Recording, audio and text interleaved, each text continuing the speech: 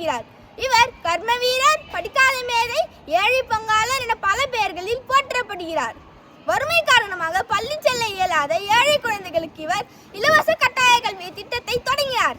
மேலும் ஏழை மாணவர்களின் பசியை போக்க மதிய உணவு திட்டத்தை கொண்டு வந்தவர் இவர் முதலமைச்சராக பதவியேற்ற நேரத்தில் ஏறத்தாழ மூடப்பட்ட 6000 பள்ளிகளை திறந்தார்.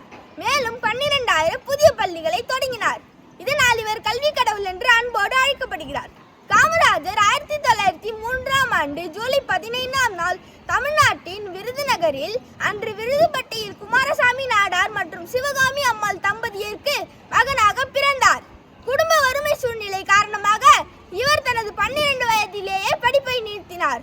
மேலும் இவர் படிப்படியாக அரசியலில் உயர்ந்து 1954ஆம் ஆண்டு ஏப்ரல் 13ஆம் நாள் தமிழ்நாட்டின் முதலமைச்சரானார்.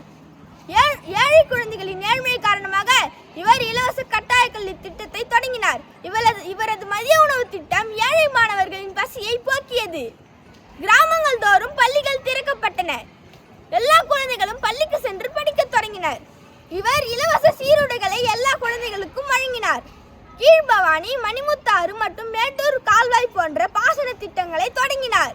இளம் வயதிலேயே சுதந்திர போராட்டத்தில் குதித்த இவர் பல முறை சிறைவாசம் அனுபவித்தார். மாணவர்களுக்கிடையே ஏற்றத்தாழ்வை உருவாக்கிய குலக்கல்வியை எதிர்த்து போராடி அதை ஒழித்தார். இவரை போன்ற முதலமைச்சர் நமது தமிழகத்தில் தொடர்ந்து இருந்தால் நமது தமிழ்நாடு தரணி போற்றும் அளவிற்கு உயர்ந்திருக்கும் என்பது மறுக்க முடியாத உண்மையாகும். மாணவர்களின் படிப்புக்காகவும் கல்விக்காகவும் இவர் தமிழ்நாடு முழுவதும் பல கிளை நூலகங்களை திறந்தார். இவ்வாறு கல்வி புரட்சிக்கு வித்திட்டவர் காமராசரே ஆவார். என் சொற்களை இறுதி